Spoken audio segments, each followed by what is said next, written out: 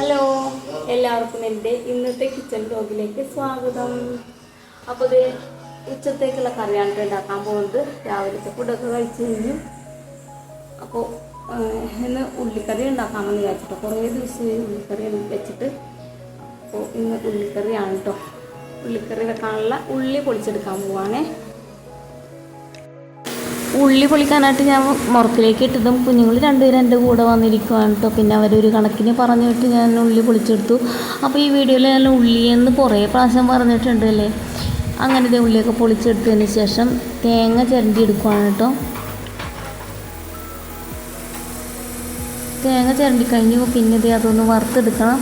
അപ്പോൾ ഇത് ഞാൻ വാങ്ങിച്ച പുതിയ ചട്ടിയിലാണ് കേട്ടോ ഞാൻ തേങ്ങ വറുക്കാനായിട്ട് എടുക്കുന്നത്. കറി വെക്കുന്നതും ഈ ചട്ടിയിൽ തന്നെയാണ്.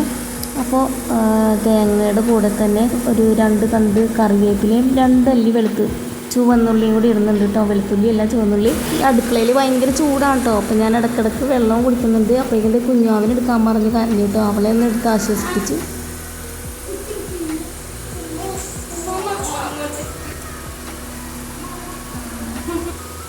കുഞ്ഞാവിനെടുത്തപ്പോഴേക്കും പീലിമോൾ ഇറങ്ങി വന്നിട്ടോ. പിന്നെ അതേ കുഞ്ഞാവ് ഫ്ലൈയിങ് കിസ്സൊക്കെ തന്നിട്ട് പിന്നെ നേരെ മുകളിലെടുത്ത് കൊണ്ടാക്കിയിട്ടോ ഞാൻ.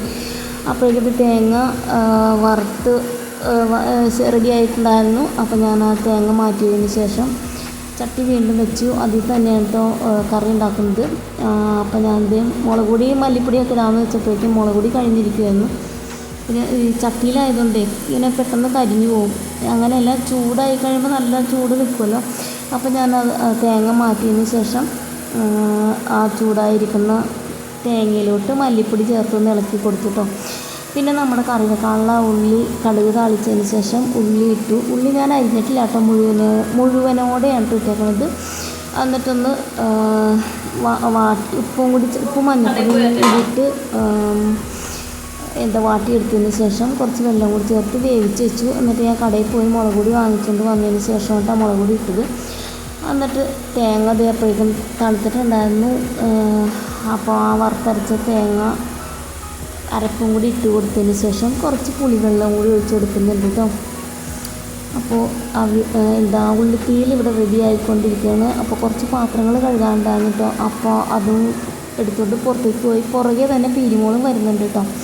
ഞാൻ ഈ വാതിൽ തുറന്നിട്ടുണ്ടെങ്കിൽ അപ്പോൾ തന്നെ പീലിമോൾ പുറത്തോട്ട് ചാടി ഇറങ്ങും. അവിടെ ഒരു ബക്കറ്റിൽ വെള്ളം ഉണ്ടാവും കേട്ടോ. ആ വെള്ളത്തിൽ കളിക്കാൻ വേണ്ടിയാണ് വരുന്നത്. അപ്പോൾ അവൾ പുറകെ വന്നിട്ടുണ്ട്. അപ്പോൾ ഞാൻ ഈ പാത്രങ്ങളൊക്കെ തേച്ച് കഴുകി കൊണ്ടുവന്നു കേട്ടോ. അപ്പോഴേക്കും ഉള്ളിത്തീയിലൂടെ സെറ്റായിട്ടുണ്ട് കേട്ടോ. വേറെ കറിയൊന്നുമില്ല, ഈ ഉള്ളിക്കറി മാത്രമേ ഉള്ളൂ കേട്ടോ ഉച്ചത്തേക്ക്.